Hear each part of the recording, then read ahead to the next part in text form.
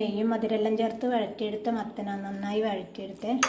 പിന്നെ വേണ്ടത് 3 അണി വെല്ലം എടുത്തിട്ടുണ്ട്. തേങ്ങേൻ്റെ 1-ാം പാലും 2-ാം പാലും.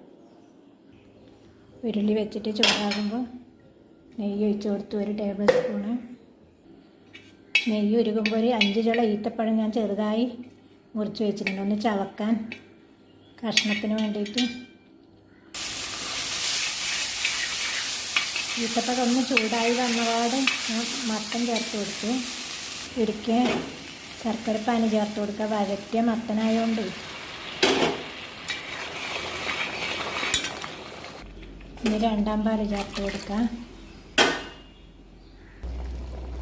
ഇനി 1-ാം പാല് ചേർത്ത് കൊടുക്കുക. ഏലക്ക, ചുക്ക്, ജീരകം, 1 കട്ട ഉപ്പ് ചേർത്ത് കൊടുത്തു. നമ്മുടെ പായസം, നല്ല കൊഴുത്ത പായസം റെഡിയായി.